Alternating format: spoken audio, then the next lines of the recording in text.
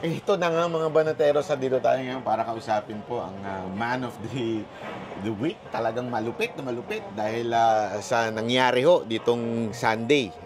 Ngayon Tuesday. Mainit na mainit pa rin po. At ang umaten po doon, talagang inabangan ng tao ay walang iba kundi si former ES po na si Attorney Vic Rodriguez. Magandang araw po, sir. Hi, good evening. Good evening, Banat Bay. Good evening, Coach Oli. Good evening, Boss Dada. And good evening sa lahat ng inyong mga taga-subaybay at mga tumatangkilik sa inyong vlogs. Sir, umpisa na natin. Unang tanong, bakit kayo naandun? Ano bang nasa isip ninyo at umaten kayo doon sa Leaders Forum na yun? I was in Davao because like the Davaoenos and Davao City and most of the Filipinos and like the three of you, because I am not for sale. At kailangan nating labanan yung ginagawang paglalapastangan sa ating saligang batas. Marami nagtanong sa akin, bakit sa Davao, yung ba'y politika? Siyempre maglalabasan yung mga trolls, yung mga kanya-kanyang media operators ng tinamaang grupo. At pinapalabas, ito raw ay away lamang ng dalawang pamilya. Maling-mali yun. Masyado talagang linalapastangan ang katalinuhan ng Pilipino. Walang away political dito. Ang pinag-uusapan dito, yung paglapastangan sa ating saligang batas sa pamamagitan ng pagsubo sa mga ordinaryong mamamayan ng bastardong People's Initiative. And I was in Davao kasi po sa Davao nagsimula itong Leaders Forum at movement to go head-on against this fake, deceptive, tyrannical, and graft-ridden People's Initiative. So sinabi nyo nagsimula. Meron ba itong kasunod? Part of the Leaders Forum, yung tinatawag na way forward, ay iikot sa buong bansa at gigisingin ang mga Pilipino na wag nating pahintulutan itong ginagawang pambabalahura sa ating saligang batas.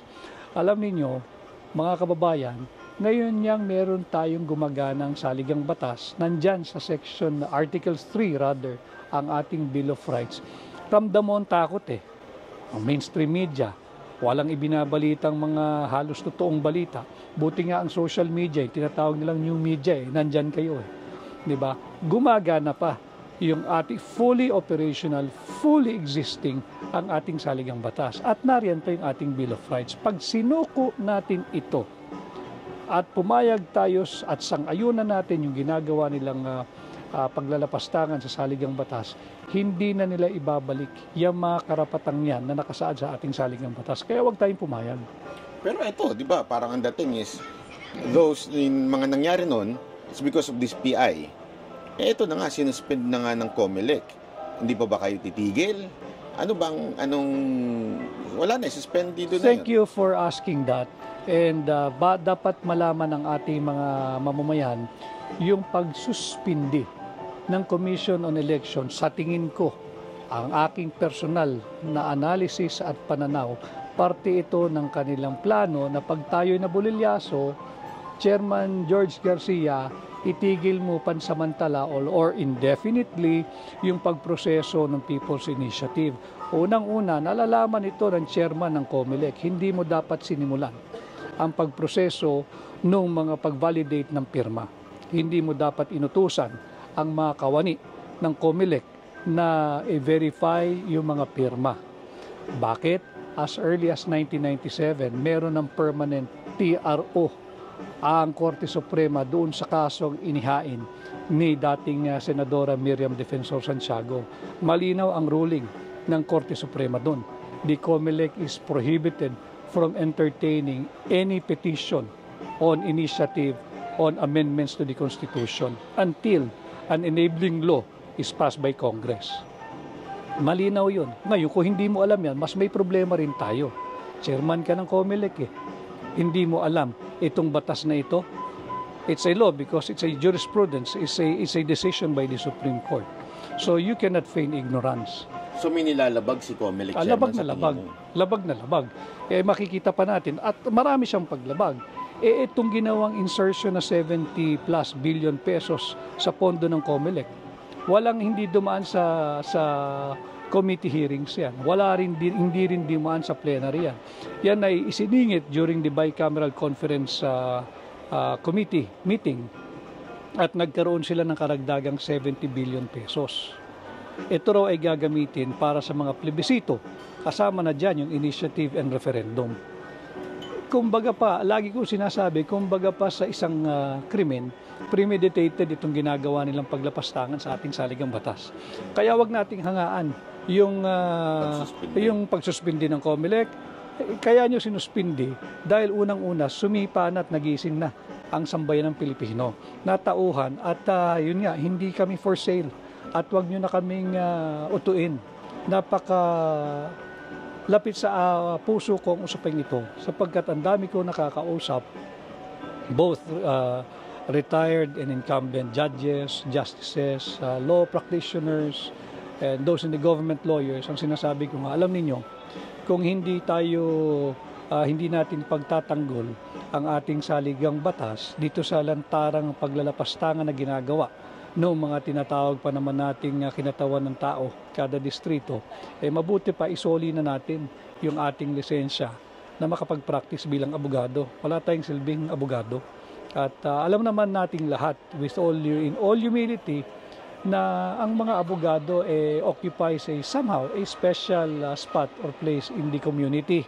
Pagka may mga problema, tatakbo sa abogado. Parang doktor yan hindi ba? So ngayon, hinahamon tayo ng pagkakataon, ito ang hinihingi ng panahon, let us step up. Whether you are for or against charter change through people's initiative, magandang pag-usapan natin. Kesa yung sila-sila lang, usapang magkakarancho lang na paglabas yan, bulaga, yan ang ating saligang batas. So, anong inaantay nyo para somehow medyo tumigil to, itong sabihin ba ng COMELEC na hindi pwede yan o iatras ng Kamara? Ano ho bang inaantay ng movement? I think the most convincing thing is when President Marcos will speak on the matter. He will step in, he will step up and talk to the people at sabihin niyang pinatitigil niya ang hindi siya sang-ayon dito at pinatitigil niya ang kanyang mga kaalyado, supermajority Pag nagsalita ang Pangulo, sigurado titigil yung mga yan. Hindi ba? Never mind the House leadership. I don't think it will be forthcoming anytime soon. But who knows? At nagising na ang sambayan ng Pilipino, baka naman sakali na matauhan din sila na hindi itong gusto ng taong bayan. Kaya lang, nagsasalita na si Marcos ngayon, hindi nakikinig ang Kamara. He needs to be more assertive. And, magsalita lang ng sincero, Pangulo, titigil yan. I-commit niya na hindi siya sang-ayon dyan at inaatasan niya ang liderato ng mababang kapulungan na itigil yan. Titigil yan. Pero hanggat walang ganun na open declaration and instruction, call it an instruction, or even an appeal, kasi nga, alam ko naman ang susunod dyan hindi ba? Na the President cannot do that. He is the head of the executive, but we are from the legislative branch, so separation of powers. Alam naman natin yun But wag na tayo magbulahan pa sa ganung bagay. Pag sinabi ng Pangulo, susunod yan. So it's not enough yung statement ni Senate President na sinabi na ni PBBM. Kailangan talagang siya ang magsalita. Kailangan. Para sa akin bilang isang mamamayang Pilipino, yun ang inaasahan ko sa Pangulo ng bansang Pilipinas. So do you think tama yung sinasabi ni dating Pangulong Duterte na itong People's Initiative is walang iba kundi ang asawa niya at saka si Speaker Romualdez? I can speak of that whether it's yung asawa niya. Yung topic lang natin na charter change, basta ang akin, basta pagka gusto mong patigilin yan, titigil yan. Once you assert your presidency at sabi mong itigil nyo yan, hindi yan ang kinakailangan ng bansa natin ngayon. Look, today is, yesterday or today, nag-increase na magkano yung gasolina at ang presyo ng diesel, magkano na ang palitan ng piso at dolyar. Ito ba ang makakapagbigay ng pagkain sa lamesa ng bawat pamilyang Pilipino? Charter change ba? O ito ang magbibigay ng mas mahigit na pagkain at masasarap na inumin sa mesa ng mga nagtutulak ng Huwad na People's Initiative? Importante yung ordinaryong Juan, yung interes nila ang ating atupagin, hindi yung interes ng iilan na gahaman sa kapangyarihan na ang gusto lamang ay mapanatili yung kanilang sarili, yung kanilang pamilya, yung kanilang angkan sa kapangyarihan. Pero sir, do you think kaya hindi nagsasalita si Marcos about this? He's too weak? Kailangan maging assertive siya. Kailangan mas may umpag, mas may impact yung kanyang pagiging Pangulo at pag-utos sa kanyang mga kaalyado. Supermajority, laging binibida yan. Supermajority, ang bilis magpasa ng panukalang batas sa House, sa Senado, pag sinabing ganyan. Oh, this is the time. Pero may nagtatanong din na baka naman in reality, nasa kanya yung command. It's not, di ba, iniisip ng iba na si Romualdez to, ganito. Pero iniisip din man ng iba, imposible namang gagalaw si Romualdez nang hindi inutusan ni PBBM. What do you think of that? Whether nasa kanya yung command o wala sa kanya yung command, kaya nga ang sabi ko, you have to step in, he needs to step up, and make that categorical pronouncement that you are not for the charter change through People's Initiative, and you are, wag nang utos, sige na, pagbigyan na natin, may separation of powers tayo, hindi ba? May respeto tayo sa co-equal branch. You make an appeal. As your president,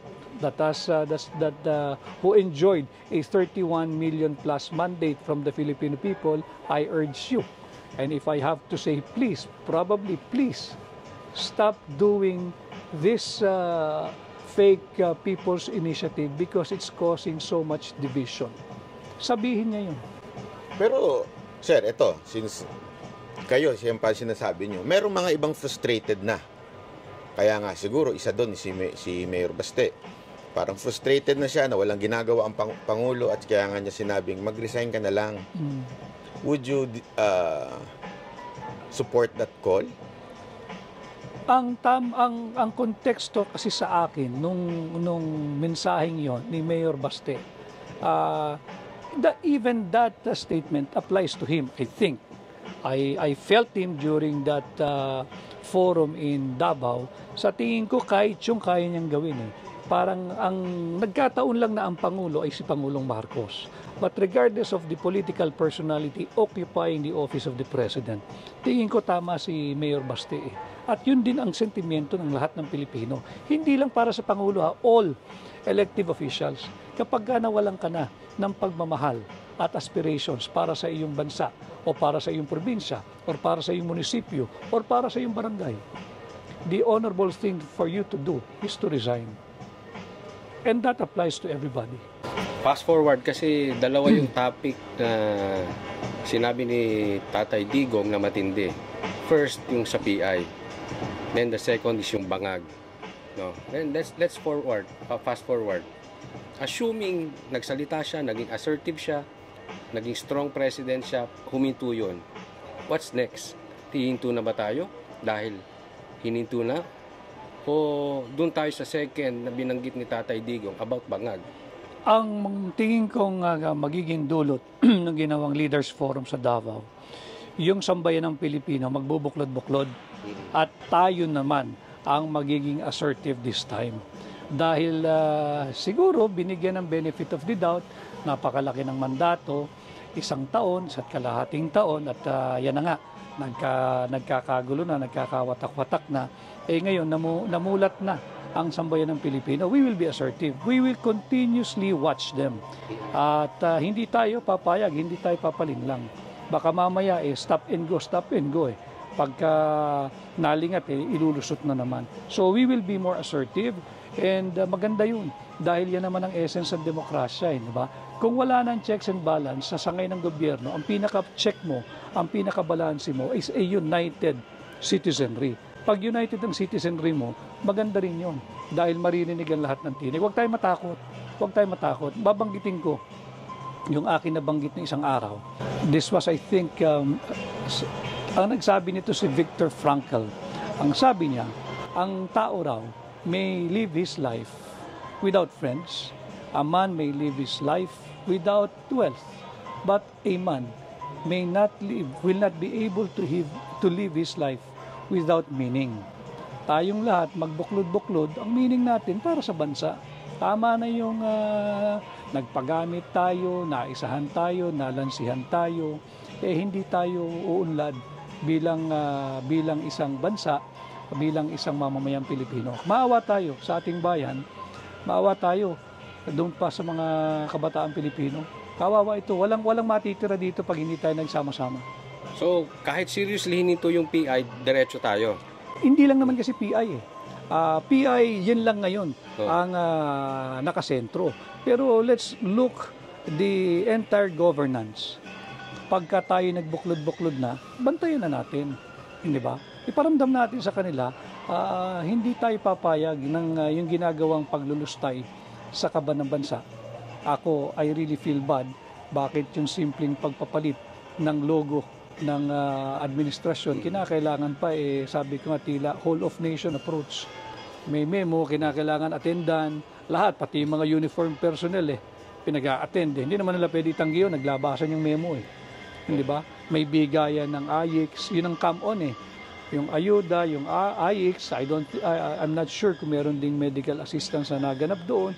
Chine-check yung attendance, ang danger pa ron, pag nag-check na attendance, baka i-attach pa yun sa People's Initiative Petition Nakikita mo ba na hindi niya matatapos yung kanyang 6 years na term? Ako gusto ko matapos niya. Basta nagtatrabaho. Dahil I have to be very, very honest with you, gentlemen. Bahagi ako nung pagkapanalo ni Pangulong Marcos at ang laki ng hinirap ko riyan. And I wish him success. Hanggang ngayon, I wish him well. I wish him success. Siya ang ama ng Republika ng Pilipinas. Kung saan mapunta ang Pangulo, doon dadali ng bansa. Ganun talaga regardless of who the president is Pagka namali ng maneho yung piloto, may problema. Hindi ba? Baka mag-crash ang ating eroplano. So I wish him well. I hope he completes his term. Pero yung kapakanan ng tao, ang kinakailangan mong tingnan. Kaya ka nga nagkaroon ng ganong kalaking mandato Bahagi ako nun, nakita ko yun Hindi ba? Nagtiwala yung tao, umasa yung tao, naniwala yung tao. At doon ako papanig sa initially, yung 31 million na aming nakumbinsi sa pukpukang kampanya, and now 114 million since he is the president. Ako, isa lang naman ako sa 114 Hindi ko binibila yung sarili ko sa 31 million. Ang constituency ng Pangulo, kahit sino pang Pangulo, ay hindi yung bumoto lang sa'yo. Basta't nanalo ka na, yayapusin mo na lahat. Diba? Yung 31 nga lang dapat mong i-deliver yung expectation nun base sa mga sa mga agendang sinabi mo during the campaign, lalo na pag Pangulo ka na, lalaki na yung iyong, whether you like it or not, ikaw na ang ama ng Republika ng Pilipinas. Kailangan mong gawin at gampanan yung papel ng isang ama. Medyo papasok na tayo sa mga controversial issue. Kasi isa sa mga controversial issue is yung video na may mga nagbibintang pa nga na kayo daw ang source ng video na sinasabi ni Maharlika na ang issue daw is kayo ang nag-feed kay Maharlika. Yan ang bashing ng mga tao, yan din ang binibintang ng kampo ng mga vloggers ng mga Marcos. How true is this? Totoo ba na kayo ay may videong hawak at kayo po ay nagbibigay ng impormasyon kay Maharlika? Hindi lang kay Maharlika, Banatbay. Ang ibinibintang sa akin, ako daw ang kumbaga kumukumpas sa mga vloggers to include kayo. And tayo, ngayon lang tayo nagharap-harap. Si Coach Oli ay kaklase ko ito nung high school. Pero binabanatan din ako nito. At lumalatay din ang katawan ko dito during the campaign. Kahit ikaw, binanatan mo rin ako But never once ako lumapit sa inyo. Why? Hindi ko gali lumapit. Dahil kasali yun Hindi ako iyakin. Diba? Yung ibinibintang na si Maharlika, kayo at marami pang iba. Alam nyo, that was the fashionable thing or the in thing to do then. Na kung gusto mo na mapansin ka ng mga powers that be, banatan mo si Vic Rodriguez. Kaya gumawa ka ng kwento na hindi pabor kay Vic Rodriguez para pansip-sip ba? Mapansin ka, ma-appoint ka, madikit ka. Ang kailangan mong gawin nun siraan mo ko ng siraan. But hindi naman ako nagsalita. Ang daming nanira sa akin hindi ba? Hindi ako nagpa-interview, hindi ako sumagot. Dahil ba guilty ako? Hindi. Dahil hindi, they don't deserve my energy, they don't deserve my time, and they don't deserve my attention. Dahil nga, if you have something against me, then show proof. Hindi tayo pwedeng, kaya ko rin magkwento di ba? Kawawa naman yung kwentuhan mo ng hindi totoo, tapos bandang huli siya pa nagpapaliwanag. It's the same old gimmick na yun ang aking linabanan nung ako ay nasa Malacanang, na hindi na ito business as usual. Sayang yung 31 million mandate banat ba hindi ba? I don't think, I hope, but I don't think in the near future maduduplicate yun. Kung maduplicate, di mainam, at kung sino man makaduplicate nun, dapat yung nangyayari ngayon should be taken as a lesson learned na from the get-go dapat pukpok na tayo. Huwag natin biguin yung expectation ng mga taong bumoto sa atin. At hindi na lang yun. Again, pag pangulo ka na ng lahat. Wala na, hindi na yung 31 million. Buo na yan.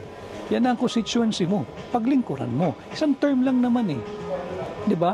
Wala namang re-election Ba't hindi mo pabuhos lahat ng galing, talino, nalalaman mo dyan bilang pangulo? So, may hawak po kayong video o wala? Yung video na yan, hindi ko rin alam kung saan galing yan. At kung anong video yung pinagsasabi nila. Matagal na yung video na yan I do not know kung saan ang gagaling yan.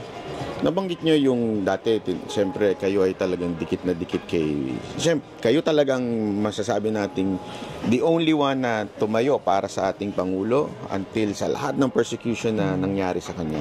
May mga kwento, didiretsuhin ko na kayo, actually lumabas din to sa isang vlogger na sinasabi, kaya daw kayo inalis o tinanggal ay dahil ayaw nyong ibahagi yung ibang mga projects.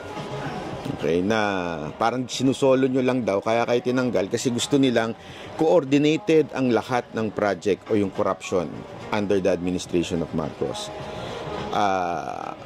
Can you answer kung totoo ba to? Unang-una, again, hindi nga ako sumasagot noon. Ngayon na lang tayo nagbibigay ng pack at hindi mo talaga maiwasan lalabas yung mga ganyan tanong Unang-una, hindi ako tinanggal. Ako nag-resign. At para sa kaalaman ng alam nito ni Pangulong Marcos, hindi pa kami nanunumpa.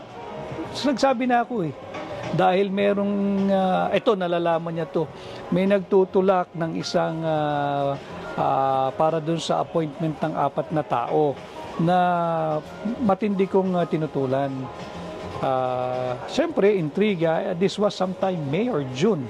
Hindi pa kami nanunumpa nito Nominated pa lang ako sa incoming ES. I told the then President-elect BBM. Ako boss, ganito na lang. Huwag mo ako intindihin. Okay ako. I'm willing to risk my nomination as your ES. Huwag mo lang i-appoint siyang 4 na yan. Dahil corrupt yung mga yan at sisirain ka niyan. I'm willing. Let go of my appointment. Basta't ipalit mo sa akin yung 4 na yan. Why? I want you to succeed. Alam niya ito. Sabi niya, no. Pinaghirapan natin to. Diyan ka lang. Hindi pa kami nanunumpa nito. Kaya yung mga ikinikwento sa akin na kapit to ko, sus, natatawa na lang ako. Hindi pa kami nanunumpa. Saan ka nakita? Hindi pa nanunumpa. Nagre-resign na. Ayoko, gusto magbigay mo lang sa kanila. But I respect him. We were together noon And I felt his sincerity at saka talagang yung direksyon niya magsilbi sa tao. Now, yung sinasabing projects, ito, kunin ko na rin yung pagkakataon para lang di malaman. I take pride in sharing this. Mga kababayan, ang dami ho nilang ibinintang sa akin ni isang kaso, whether administratibo, civil, or criminal, wala po ako. Hindi po ako sumailalim o isinailalim sa investigasyon. Baka pagkatapos ng interview ito, biglang may lalabas na kaso. Yun lang. Dahil nga, just to prove me wrong. But also, mga kababayan, ni isang sentimo, and this I say without exaggeration, ni isang sentimo, hindi po ako sumahod sa gobyerno. hindi po ako sumahod bilang executive secretary kahit isang sentimo. At yan ay hindi pwedeng sabihin kabulaanan o kasinungalingan sapagkat nandyan po lahat ng records. Bulat-latin po ninyo. Malinaw yan. At wala ako sama ng loob. Okay lang sa akin yon. Dahil ganun talaga ang buhay eh. Hindi ba? Kapag pinag-initan ka, pinag-initan ka. Pero wala silang masasabi na ako ay kumuha ni isang sentimo sa pera ng gobyerno, lalo na project. So isang binibintang sa inyo na isang vlogger na pangalan ni TP, Thinking Pinoy. Sabi niya is, you are involved in appointment for sale. Totoo po ba yun? Alam mo, kagaya ng sinasabi ko, ang dami nilang kwento. Ayoko nang hindi ko siya sadyang sinagot kasi nakakatawa yung kanyang aligasyon, di ba? But anyway, itinanong mo Banat Bay, yung sinasabing appointment for sale na 50 million, 100 million. Kaya lagi ko sinasabi, di bali na yung nagbigay, madali yun kung nagbigay ka talaga tapos hindi na ibigay yung pwesto, lalabas yun. Estafa yun eh, di ba? Pinangakuan mo eh, ganitong halaga, kinuha mo, hindi mo na-appoint, estafa yun. Wala. Malayo na yan dahil wala naman talagang ganun nangyari. Kahit man lang sana, wag na yung hiningan, yung pinasaringan.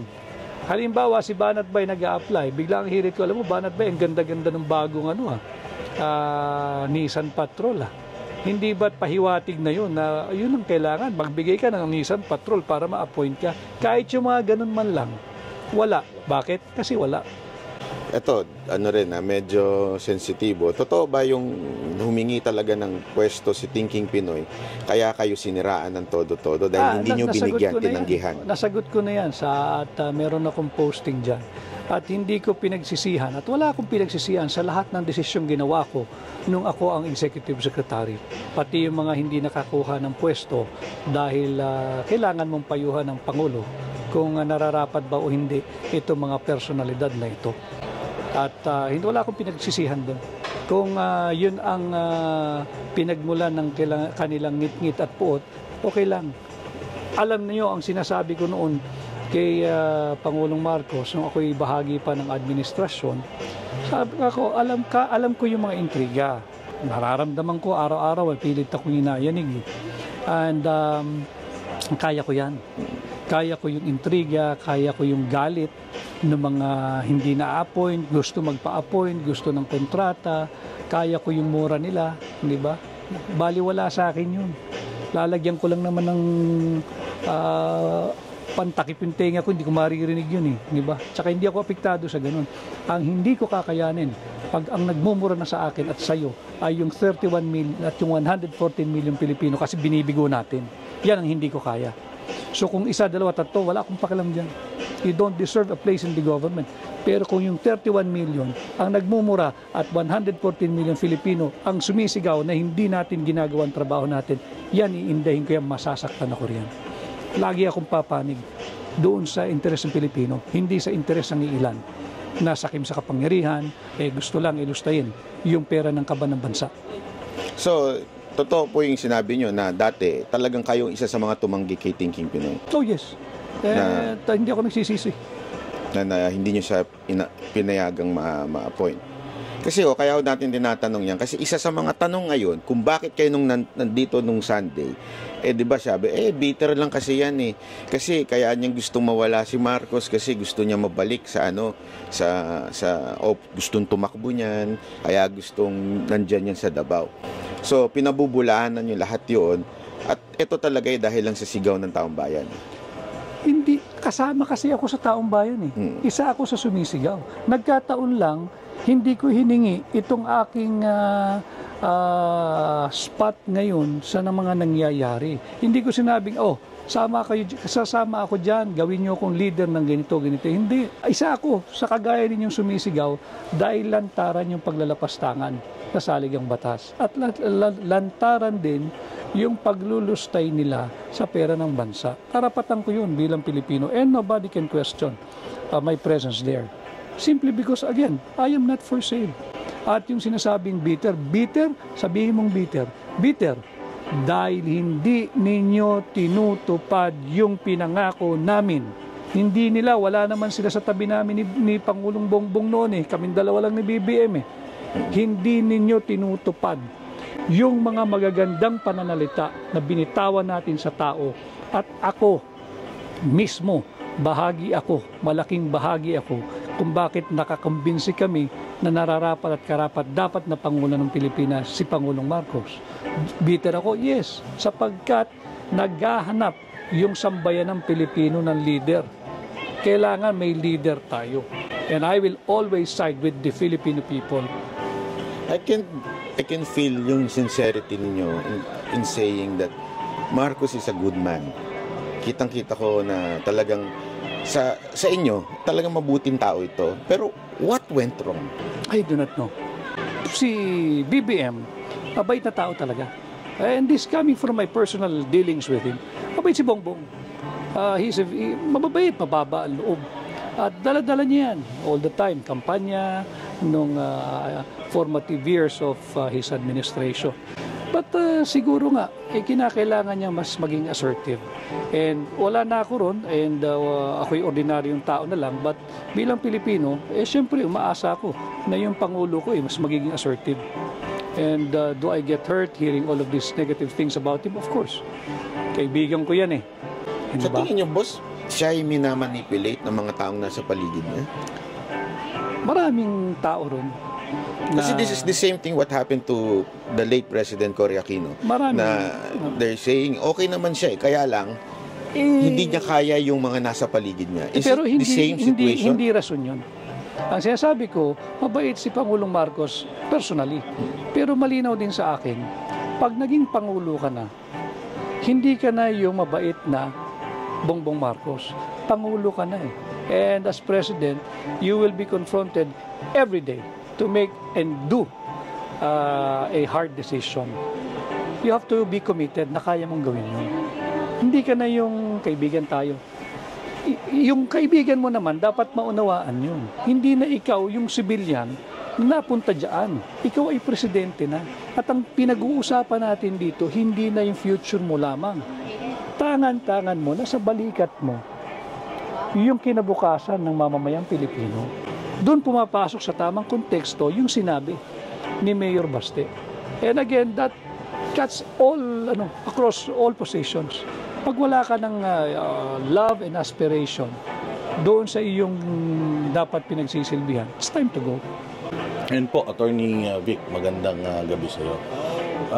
Yung sinabi mo kasi na si President BBM mabait at kapag ikaw ay presidente na, dapat ang maging priority mo na is yung bayan. And as a person, dapat magbago na rin yung mo. Magbago na rin yung iyong mga gawi, kilos, lahat. Ngayon, hindi niyo po siya na-prepare for that. I mean, hindi ba niya ini-expect o sa sobrang lakas ng chances niyo, no, taas ng chances niyo na manalo. Hindi niyo ba na-detect, na-predict na magiging ganito siya kahina as what people are saying? Okay naman nung formative days of the administration. At magkasama kami. Kaya nga ang dami naming nagawa noon hindi ba? Pati yung siguro in relation, banggitin ko yung sa sugar importation. Yung sugar importation, hindi rin kanya yun. It was the sugar order that was involved in, sugar order number 3 or 4, I forgot now. Napirmahan yun, panahon pa ni dating Pangulong Duterte. Tama yung nakalagay doon 300,000 metric tons of sugar. Kaya lang, siyempre, sabi ko nga sa iyo, pag nasa Office of the President ka, ES ka pa, papasok sa iyo lahat ng information. Ang kanya, sabi ni President Marcos nung nag-meeting kami with the SRA at pati sa DA, bakit 300,000? Talaga bang walang asukal? Because I told him, Mr. President, yung mga producers naman ang umaaray dahil mag-aabot. Pag pinasok mo yan, matatapos silang mag-harvest, mag-mill at pwede nang magbenta, patay ito. Dahil yung presyo hindi magtutugma, mas mura yung papasok Di ba? Mas mahal yung locally produced.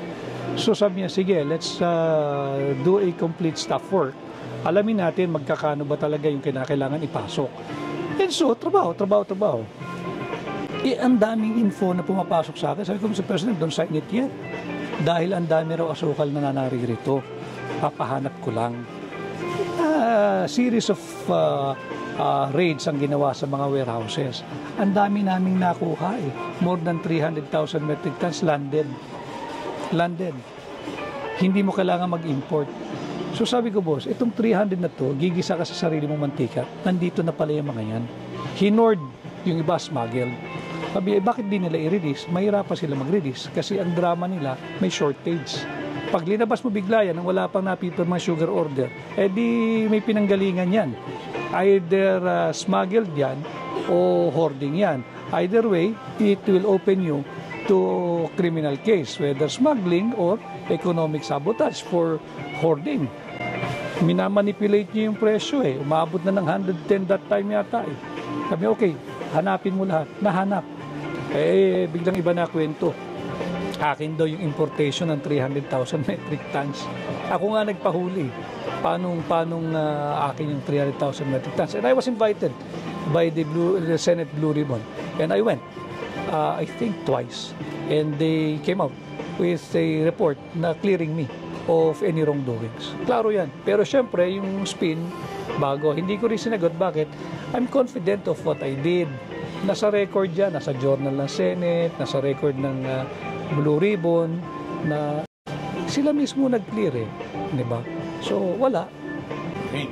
So, pagdating naman po doon sa kaninang sinabi nyo na kayo po ay nag-resign dahil ayaw nyo mapunta or makaposisyon itong 4 na tao na ito.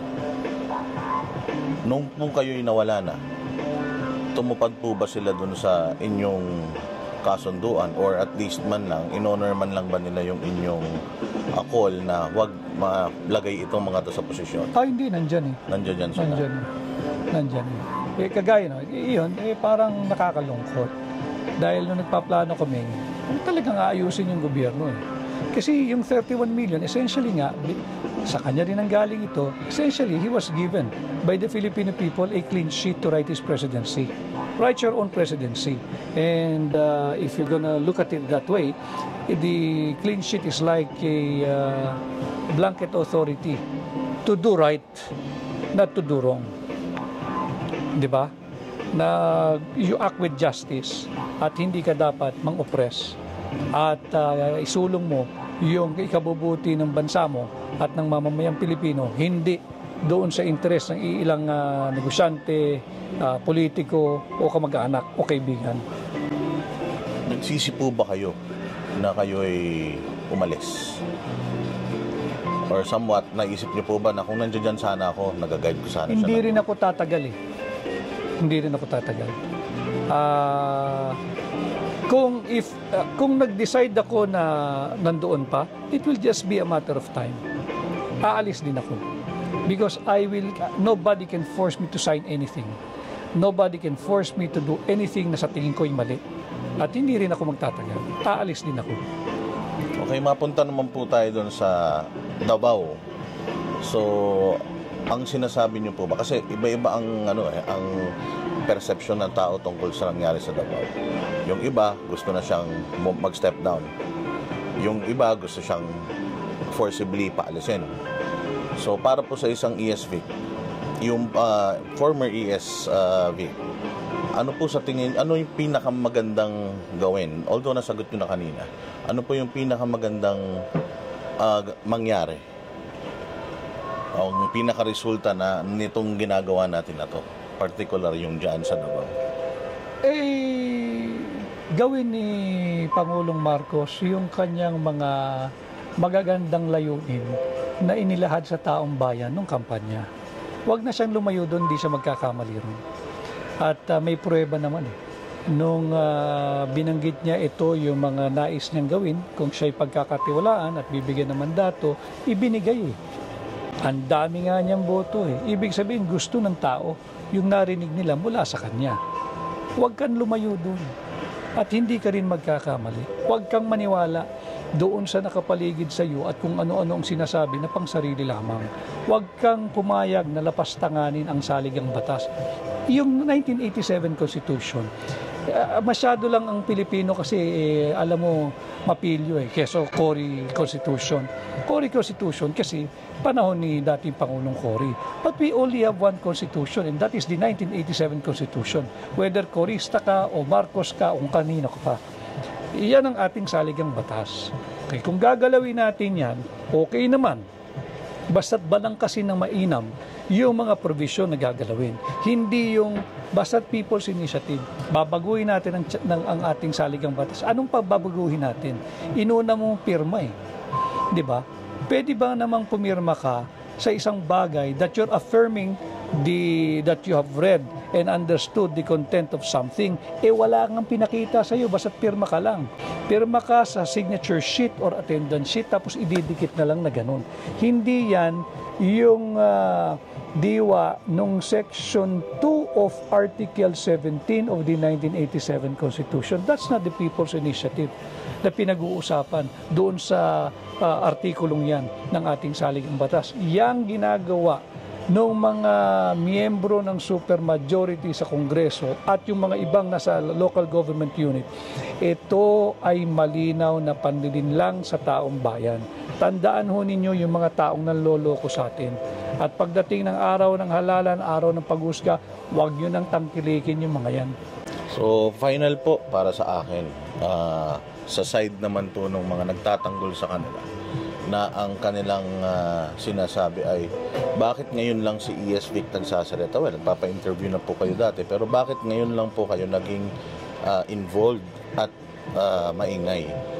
May pangarap po ba si E.S. Vic na tumakbo ngayong 2025 elections? Bakit ako tumahimik? Ako ay umexit at the close of office hour on September 16, 2022. That was a Friday. Aalis si Pangulong Marcos ng September 18 para sa una niyang biyahe, yung sa New York UNGA. Nag-usap kami, hanggang ano na lang ako, September 16, I'll step down as ES kasi nga ginawa niya akong Chief of Staff. And then, sabi niya, sige, anyway, sabi niya, mag-uusap pa naman tayo over the phone. Kasi nga, from ES, COS ka, on the assumption that I will be reporting for work already on Monday because my papers are complete. I have the appointment papers, I have the signed administrative order number 1. Kompleto Kompleto. Kaya lang, yung intrigahan na nga, sabi ko, okay lang din ako, Mr. President, hindi naman ako nagmamadali. Ako, boss, alam mo sa grupo natin, ako lang ang hindi nagpahinga. Ako lang ang hindi nagbakasyon. I'll take advantage of the time na nasa New York ka. Lalabas ko rin yung aking pamilya dahil dami ko ng utang dito. Nung summer, nangangampanya kami.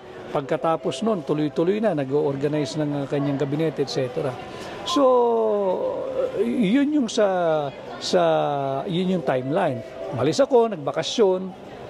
October, I was in Japan. Doon kami Halloween ng mga bata, masaya, daming tao. And then nung December of that nagyaya yung aking kliyente na para ko na ring pamilya. Halika na, you come with us, family mo, family namin. We'll have New Year in Dubai. Kako, I have to beg off. I'm not ready for that, wala sa budget. And then, sabi niya, sagot ko, bring the entire family. So, pahinga pa rin ako niyan. January, ang sumalubong sa akin is the death of my mother. January 3, 2023. That explains bakit ako tahimik. Dahil, ayokong nalungkot ako, nanay ko yun malapit ako dun, paborito ko nun, kaya mga aminin, mamas boy, at mahal na mahal ko yun. So, lahat tayo may way of grieving Siguro ang grieving ko, parang kung tinamad, ayoko lang. Gusto ko lang sa bahay ako. I drag myself, meeting people, meeting clients, may kulang Hindi ako yung nade-depress. Siguro ganun malapit na talaga ako ron.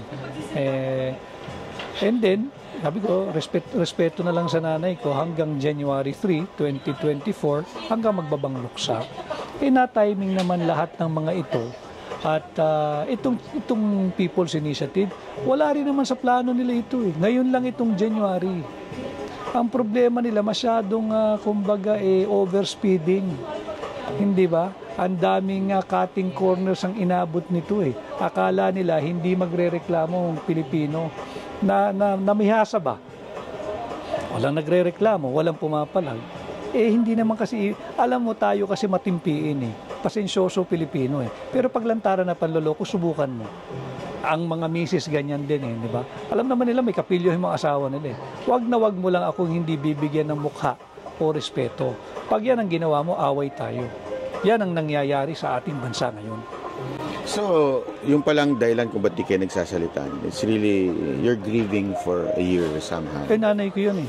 Nanay ko yun. Lahat ng nakakakilala sa akin personal, alam kung gaano ako kalapit sa nanay ko. At alam na kung gaano, kung sino ako sa nanay ko. Paborito ako ng nanay ko. Nakakayaman kami sa mga kapatid ko at sa viewers mo. Pero yun talaga eh. Malapit sa mother. Oo. At Naintindihan mahal ko yun. naman ng taong bayan yun. Pero ito ang tanong, kayo po ba'y malapit kay First Lady Lisa Marcos? Malapit ako sa mag-asawa. Sa kanilang pamilya. Kami lang naman magkakasama nun. So kasi ito yung laging tinatanong ng iba, that BBM is being controlled by First Lady Lisa Marcos. May katotohanan ba dun? I do not know kung ano yung binoculars na gamit nila at yun ang pananaw nila. But ako, ang para sa akin lang, yung binanggit ko sa inyo kanina, I just hope na makita that the President will be more assertive and that he will be President. So, pwede pa ito maayos. In your opinion, maayos pa ba itong... Kasi alam nyo, sa totoo lang, lahat ng tao ngayon, medyo, akala ko ba close si Duterte at si Marcos?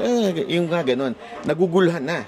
Do you think there's a solution to this? Basta't ay approach natin yung problema with sincerity, transparency, and accountability, maayos to. Pero pagka nagkalalansihan at linlangan, hindi maayos to. Kaya nga umabot sa ganito eh. Dahil nasagad ng tao eh, lokohan ang nangyayari. Hindi ba, linalapastangan ang ating saligang batas, linulusta yung pondo ng gobyerno.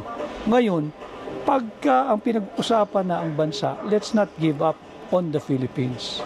Sinabi ko ito, na pinanganak tayong Pilipino, mamamatay tayong Pilipino.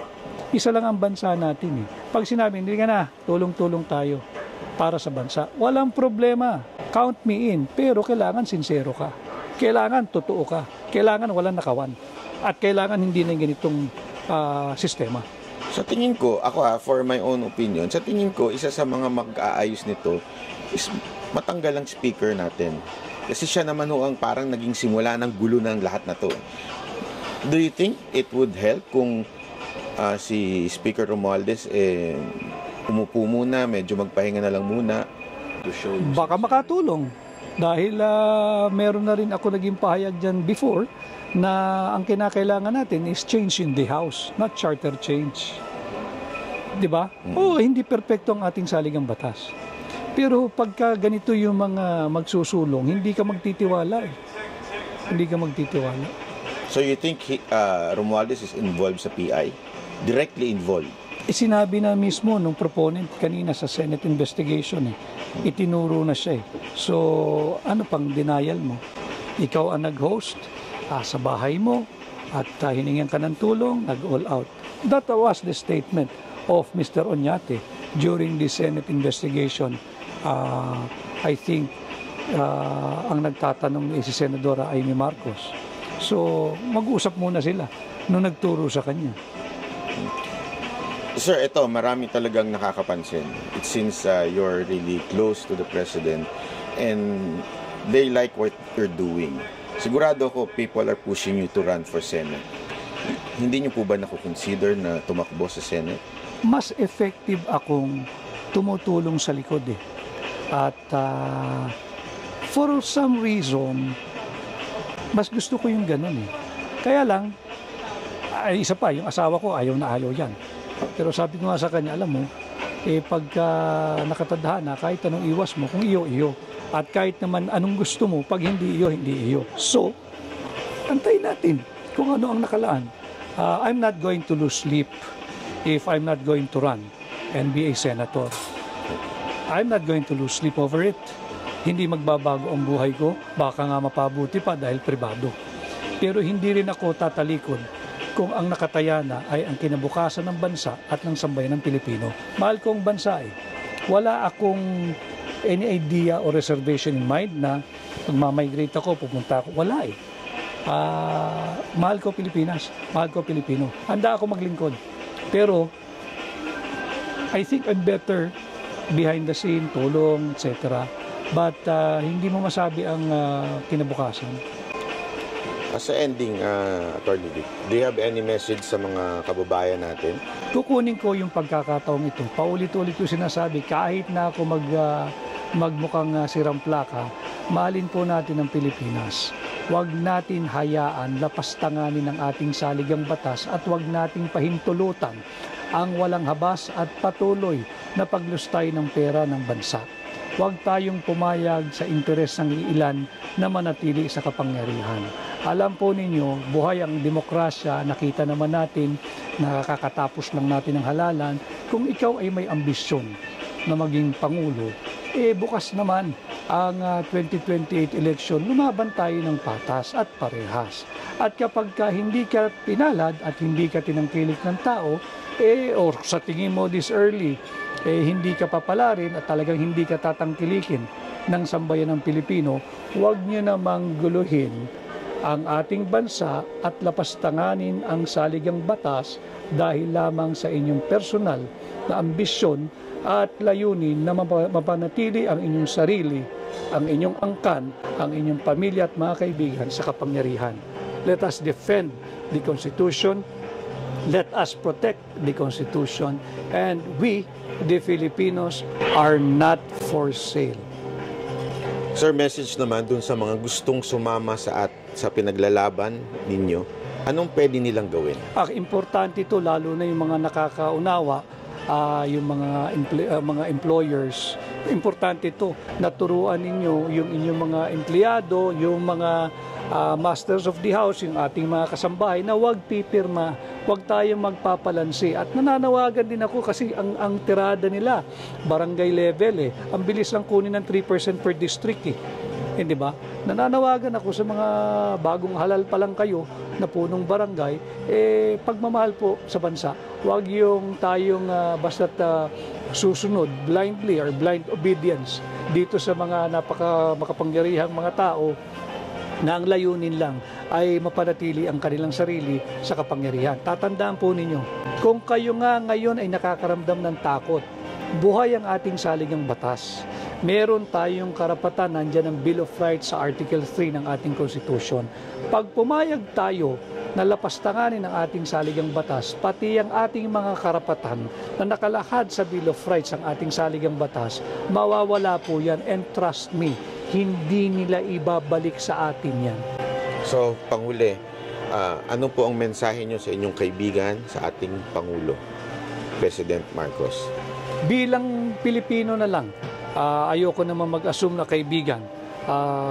Sa akin, kaibigan ko siya. But bilang Pilipino, ako'y nananawagan sa Ama ng Republika ng Pilipinas, kay Pangulong Bongbong Marcos, Ginoong Pangulo, patigilin niyo na po itong gulong ito. And step up. You have to step up, you have to step in, you have to be more assertive. Assert your presidency, you're being the president. Kausapin nyo. Itong mga, kilala nyo naman yung mga ilang politikong yan At kaming mga sambayan ng Pilipino ay nagmamatsyag, Ginoong Pangulo. Ang inaantay namin ay makipag-usap kayo sa sambayan ng Pilipino. Andyan ang medium ninyo, nandyan ang TV, nandyan ang radyo. Kausapin po ninyo kami at assure us that you are not behind this move na lapastanganin ng saligang batas at hindi nyo kinukonsinte ang ginagawa ng ilang gahamang politiko na lapastanganin ng ating saligang batas upang mapanatili ang kanilang sarili sa kapangyarihan at ipahayag din po ninyo na hindi kayo sumasang-ayon sa walang habas na paglustay sa pera ng bansa. May message po ba kayo kay Pangulong Duterte?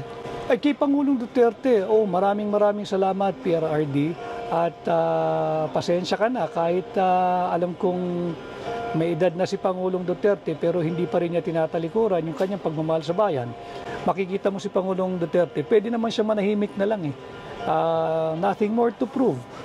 No more mounting to scale. Ika nga, hindi ba? Naabot na niya yung Tugatog, naging pangulo na, mahal ng tao hanggang sa ngayon. Pero hindi rin siya siguro makatulog pag alam niyang linalapastangan na yung saligang batas at may tangkang talaga naman baguhin yung sistema ng ating pamahalaan just to benefit very few, a handful of politicians desirous of perpetuating themselves or himself into power until God knows when. So maraming salamat Pangulong Duterte at ako bilang Pilipino, kaisa po ninyo ako dito sa ginagawa nating panggigising sa sambayan ng Pilipino na huwag tayong pumayag sa ginagawang kalokohan ng mga ilang tiwaling politiko na gustong lapastanganin ang ating saligang batas. Mabuhay po kayo, Tatay Digong, and I wish that you will live longer para naman meron pa tayong kasamang nagbabantay sa ating saligang batas at sa ating bansa. Maraming salamat po sa ngalan po ni Boss Dada, ni Coach Oli. Ako po si Banat Bay, mahalin po natin ang Pilipinas.